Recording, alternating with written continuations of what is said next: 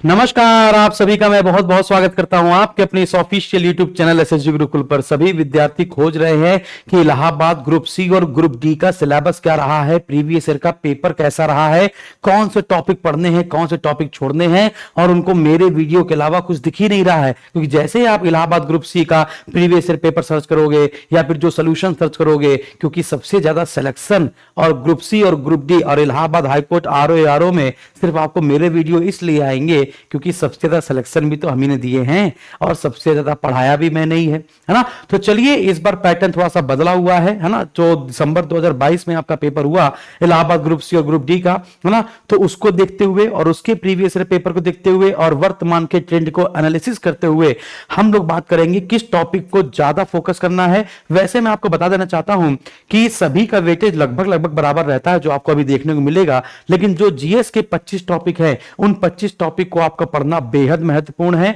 फिर मैथ, है ना, इसके बाद इंग्लिश और हिंदी, सब टॉपिक से कौन कौन से टॉपिक इंपॉर्टेंट है वो सब पर बात करने वाले हैं। बने रहिए, वीडियो को पसंद आए तो लाइक कीजिएगा और आप विश्वास मानिए सुबह से लगे हुए हैं, है ना, लगभग मान के 3 घंटे के आसपास हो गए हैं पूरे प्रीवियस ईयर के पेपर देखना, फिर उससे एक एक टॉपिक को नोट करना, लिखना, किससे कितने प्रश्न आए, फिर उसके बाद उन टॉपिक को लिखना, है ना। बेटा यहां पर तो आप देख पा रहे हो ना कि जीएस से, इतिहास से 3 प्रश्न आए, लेकिन वो 3 प्रश्न कौन कौन से हैं, वो 3 प्रश्न किस टॉपिक से हैं, आगामी कौन कौन से क्वेश्चन आने वाले हैं, उससे प्रीवियस ईयर के पेपर में कौन से टॉपिक पूछे गए, जो एएससी आरओ का पेपर हुआ क्या वैसे ही टॉपिक पेपर में पूछे जा रहे हैं, वो सब चीज एनालिसिस करने में 2.5 से 3 घंटे लगते हैं। तब जाके ये सुंदर सा वीडियो बनता है। और देखिएगा, जैसे वीडियो डाल देंगे वैसे हमारे वीडियो को देखकर लोग बस इसी में 1-2 नंबर ऊपर नीचे करके अपना बना लेंगे, है ना। कोई बात नहीं है ना, खुश रहो बस, ठीक है। तो चलिए प्रारंभ करते हैं। तो जीएसजीके की बात करते हैं तो लगभग 25 क्वेश्चन आए थे, यानी पिछली बार 25 क्वेश्चन आए थे, उसकी बार पिछली बार 25 क्वेश्चन आएंगे, लेकिन जो पिछली बार क्वेश्चन आए थे उसमें 23 क्वेश्चन आए थे और 2 क्वेश्चन उसने रीजनिंग के डाल दिए थे, है ना। 2 क्वेश्चन लगभग रीजनिंग के डाल दिए थे, वो जीएसजी के जैसा था, स्टैटिक वाले पोर्शन में लेके चलेंगे उसको, है ना। तो देखा जाए तो इतिहास के 3 प्रश्न आते हैं, भूगोल के 2 प्रश्न। यहां पर हमने ये नहीं लिखा है कि प्रीवियस ईयर के पेपर को छाप दिया, यहां पर हमने आपका मतलब एवरेज लेकर चले हैं। प्रीवियस ईयर के पेपर देखो, उसका प्रीवियस ईयर पेपर देखो, उसका प्रीवियस ईयर पेपर देखो, या आने वाला पेपर देखोगे तो इसी वेटेज में आपको चीजें मिलेंगी, है ना। तो इतिहास से 3 प्रश्न, भूगोल से 2 प्रश्न, संविधान से 3 प्रश्न, अर्थव्यवस्था से 3 प्रश्न, भौतिक विज्ञान से 1 प्रश्न, स्टैटिक जीके से 2, करंट अफेयर से 2, कंप्यूटर से 1 प्रश्न, पर्यावरण से 4 प्रश्न, है ना, केमिस्ट्री से 1 प्रश्न, जीव विज्ञान से 30 प्रश्न। यानी कि अगर हम लोग यहां पर साइंस एंड एनवायरनमेंट देखें तो सिर्फ साइंस एंड एनवायरनमेंट से आपको कितने क्वेश्चन मिल जाते हैं, 4, 5, 5, 3, 8 और 1, 9, यानी 25 में से 9 प्रश्न अकेले साइंस एंड एनवायरनमेंट से मिल जाते हैं। इसके बाद इकोनॉमी से 3 प्रश्न मिलते हैं, संविधान से 3 प्रश्न मिलते हैं। तो यहां पर आपने ये वेटेज देख लिया। कंप्यूटर क्या सर पेपर में आता है, बेटा कंप्यूटर को स्टैटिक जीके में ही मैं रख देता, क्योंकि इसमें फुल फॉर्म पूछे जाते हैं। HTTP का फुल फॉर्म क्या होता है, www का फुल फॉर्म क्या होता है ना, ऐसे वाले क्वेश्चन तो फुल फॉर्म यहां पर आते हैं। अब देखते हैं कि कौन से टॉपिक इंपॉर्टेंट है सर, वो 25 टॉपिक कौन से हैं जो जीएस जीके में पूरे पूरे नंबर दिलाने वाले हैं इलाहाबाद ग्रुप सी में, है ना। फिर ग्रुप डी के बारे में अलग बताऊंगा, ग्रुप सी के बारे में बच्चे सोचेंगे, ठीक है ना। ग्रुप डी भी लगभग सेम है, लेकिन अभी ग्रुप सी के बारे में समझिएगा। देखिएगा, योजना से मिनिमम 2 प्रश्न है, किसी भी पेपर में आप उठा के देख लेंगे, योजना से मिनिमम 2 प्रश्न है बच्चों, है ना। फिर इसके बाद पर्यावरण से मिनिमम 3 प्रश्न तो आते ही आते हैं। कौन वाले, पर्यावरण की शब्दावली, जैसे इकोलॉजी शब्द का अर्थ क्या होता है, हाँ ऐसे, ठीक है ना। तो लिचेस्ट क्या होता है, इस प्रकार से शब्दावली। फिर एक आता है प्रदूषण, है ना, तो वायु प्रदूषण, जल प्रदूषण, इसको नियंत्रण करने के उपाय। फिर तीसरा, है ना, अगर ज्योग्राफी की बात की जाए तो समुद्र से क्वेश्चन आता है, सबसे बड़ा समुद्र, सबसे छोटा समुद्र, कितने समुद्र है, मतलब उसके जो गर्त है, किसमें कौन सा गर्त पाया जाता है, मेरियाना ट्रेंच कहां पाया जाता है, इस प्रकार से, है ना। फिर जल संधि और भू डमरू मध्य, इससे, है ना, जो देखने आपको याद करके जाने हैं। बौद्ध धर्म और जैन धर्म, है ना, को याद करके जाना है, वो भी जीवनी नहीं याद करने की, गौतम बुद्ध की जीवनी, महावीर स्वामी की जीवनी, उनकी जो किताबें होंगी वो याद करके जाना है। जैसे पिटक पूछता है, बौद्ध धर्म के कितने पिटक हैं, है ना, निम्न में से कौन सा पिटक नहीं है, या फिर महावीर स्वामी या जैन धर्म से पूछेगा कौन सा तीर्थंकर का कौन सा प्रतीक है, ऐसे वाला। इसके बाद मौर्य वंश में सिर्फ और सिर्फ चंद्रगुप्त मौर्य, है ना, और इसके बाद अशोक और बिंदुसार, उनका अपनाया गया धर्म और अशोक के जो अभिलेख है बस उससे संबंधित। गुप्त वंश में चंद्रगुप्त विक्रमादित्य और समुद्रगुप्त सबसे ज्यादा पूछा गया। कोशिका और आनुवांशिकी से सबसे ज्यादा क्वेश्चन आए हैं, वो भी कोशिका की खोज, जैसे लाइसोसोम की खोज किसने की, माइटोकॉन्ड्रिया की खोज किसने की, है ना। आनुवांशिकी से जीन शब्द किसने दिया था, फिर इसके बाद जीन से क्वेश्चन और क्रोमोसोम से क्वेश्चन, ऐसे क्वेश्चन आएंगे। फिर संविधान की शब्दावली कि संघीय शासन का मतलब क्या होता है ना। संविधान की सर्वोच्चता का अर्थ क्या है, समाजवाद का अर्थ क्या है, धर्मनिरपेक्ष का अर्थ क्या है ना। तो ऐसे शब्दावली और एक संशोधन और 2 अनुच्छेद, कम से कम 1 से 2 अनुच्छेद।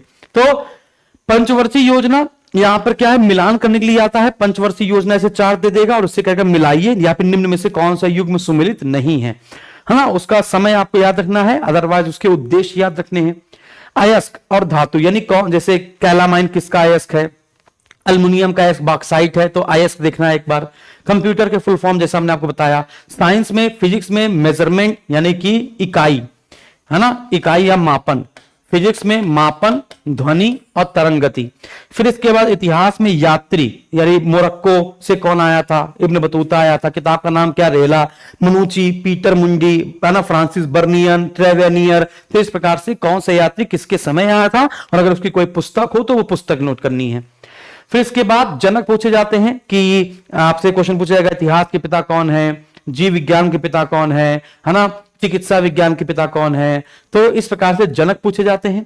फिर इसके बाद अध्ययन, जैसे कैंसर का अध्ययन क्या कहलाता है, ओंकोलॉजी। ब्लड का अध्ययन क्या कहलाता है, हिमेटोलॉजी। कवकों का अध्ययन, है ना, तो माइकोलॉजी। और क्या नाम है, सवालों का अध्ययन, फाइकोलॉजी।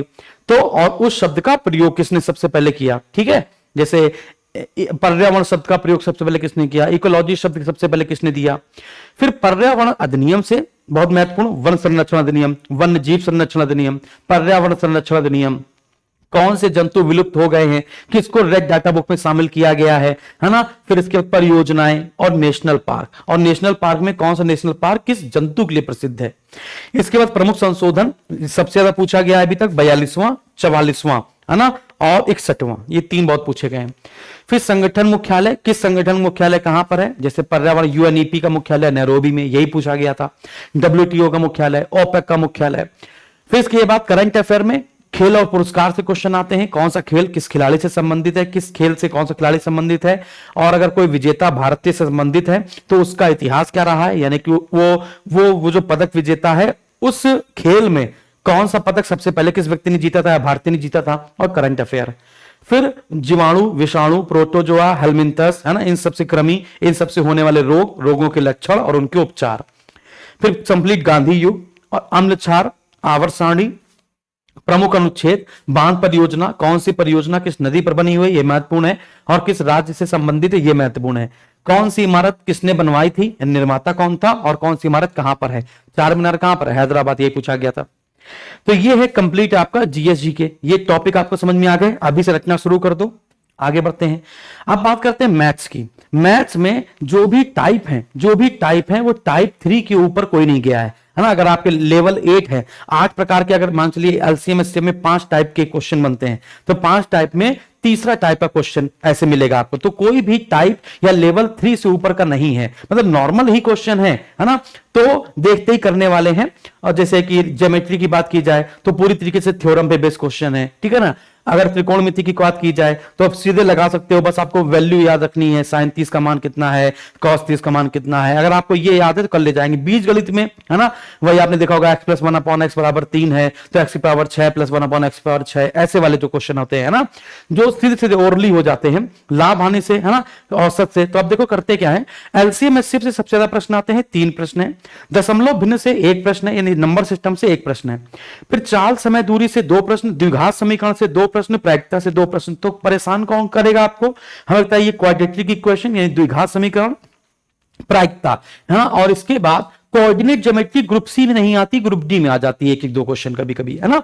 तो द्विघात समीकरण और प्रायिकता ये आपके लिए नया हो जाएगा, है ना। ज्योमेट्री से 2, बीजगणित से 2, अलजेब्रा से 2 और ट्रिग्नोमेट्री से 2 प्रश्न, प्रॉफिट लॉस से 2 प्रश्न। फिर बाकी औसत से, साधारण ब्याज से, सिंप्लीफिकेशन से, कार्य समय से, है ना, प्रतिशत से, साझेदारी से, अनुपात समानुपात से, इन सब से आपका एक एक प्रश्न रहेगा। तो आप देखेंगे 1 2 3 4 5 6 7 8 प्रश्न ये हो गए। 2 10 2 12 2 14 2 16 3 19 1 20 2 22 2 24 और 1 25, है ना। तो लगभग ये टोटल 25 प्रश्न आपके इस मैथ से हो गए।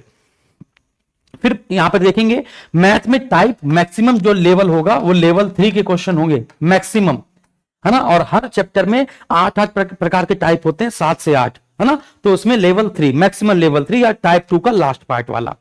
अरिथमेटिक के लगभग 17 क्वेश्चन और एडवांस के लगभग 8 क्वेश्चन आते हैं, 2 ज्योमेट्री के, 2 अलजेब्रा के, 2 ट्रिग्नोमेट्री के, 2 प्रोबेबिलिटी के। प्रोबेबिलिटी को मैंने एडवांस में काउंट कर लिया है अभी।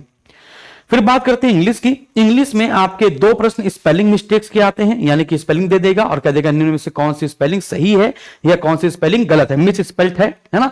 ईडीएम से 2 प्रश्न है, ईडीएम फ्रेसेस से 2 प्रश्न है, फिल इन द ब्लैंक से 1 प्रश्न है आपका, वन वर्ड सब्स्टिट्यूट से 1 प्रश्न है, ग्रामेटिकली मिस्टेक से और स्पेशली वर्ब से 6 मिस्टेक है, यानी कॉमन एरर दे दी जाएगी या फिर फिल इन द ब्लैंक करके दे दिया जाएगा, है ना।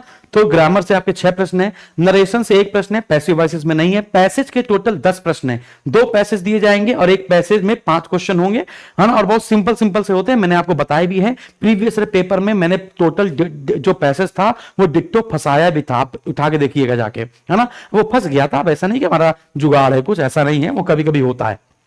सिनोनिम से 1 प्रश्न, एंटोनिम से 1 प्रश्न। यदि अगर हम लोग देखें तो इंग्लिश में हम लोग को बेसिकली सबसे ज्यादा तैयारी किसकी करनी है, जब आप देखिएगा पूरे नाउन प्रोनाउन वर्ब एडजेक्टिव सबको पढ़ने के बाद अगर आप क्वेश्चन करेंगे तो नाउन प्रोनाउन से मिल नहीं रहा है, सीधे वर्ब से ही 6 प्रश्न मिल रहे हैं, तो वर्ब पे कंसंट्रेट करो ना। और बाकी आपको सब कुछ पढ़ाया तो जाएगा यार, सब कुछ पढ़ाएंगे एक एक तरीके से, क्योंकि आपको पता है कि जब मैं आपको इंग्लिश याद कराता हूं वोकैब, स्पेशली जब मैं आपको वोकैब याद करवाता हूं तो अपनी देसी भाषा में याद करवाता हूं पेड बैच में, है ना। यूट्यूब पर आप इंग्लिश के क्वेश्चन जो हमारे देखेंगे प्रीवियस पेपर के, वही क्वेश्चन आपको पेपर मिले, है ना। इस बार मैं सिर्फ पेड बैच में ही इंग्लिश बताऊंगा आपको कि वोकैब कैसे याद करना है। मेरे पास देसी तरीका है ना। जैसे अगर हम कह रहे कि पेसिफाई मतलब शांत, मॉलिफाई मतलब शांत, सूत मतलब क्या होता है शांत, ट्रैंक्विल मतलब क्या होता है शांत, पीस मतलब क्या होता है शांत, है ना। तो इस शांत रहने के बहुत सारे मीनिंग है, तो हम आपको कैसे याद करवाएंगे वो हमारे पर छोड़ दीजिए। एवेंडन मतलब छोड़ देना, रिनाउंस मतलब छोड़ देना, रिलांकुस मतलब छोड़ देना, लीव मतलब छोड़ देना। तो इन सबका मतलब क्या होता है, छोड़ देना होता है ना,